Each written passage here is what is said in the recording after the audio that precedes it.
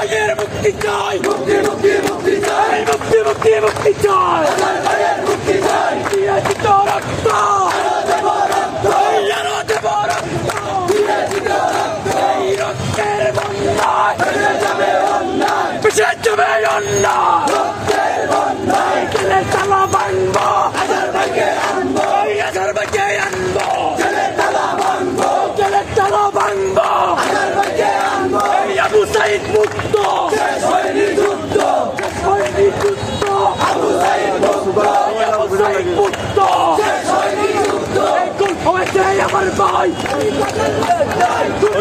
রক্ত নয়,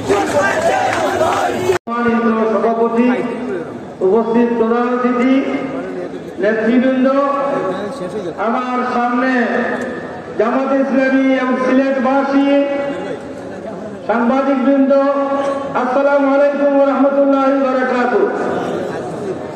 আমাদেরকে প্রশ্ন করা হয় যে ৬-৭ মাস চলে গেল আর জামাত ইসলামী নিবন্ধন হলো না, আজহার সাহেবের মুক্তি হলো না, আমরা কোনো জবাব দিতে পারছি না।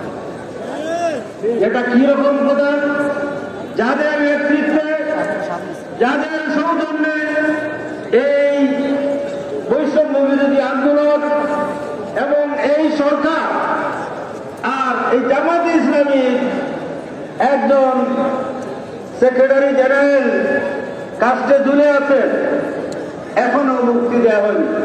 আমি এই জনতার সরকার, এটা বৈষম্য বিরোধী আন্দোলনের সরকার, এটা আমরা মনে করি এটা জনগণের সরকার।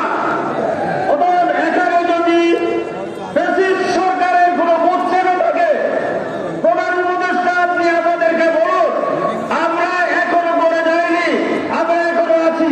এদেশের জনগণ আপনাকে সহায়তা করবে এবং ফ্যাসিস্টের শেষ শিকড় উন্মোচন করবে।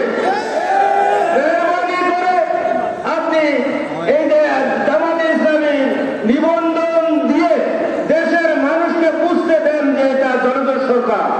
আজহারুল ইসলাম ভাইকে মুক্তি দিয়ে অবিলম্বে এটা আপনাকে প্রমাণ করতে হবে।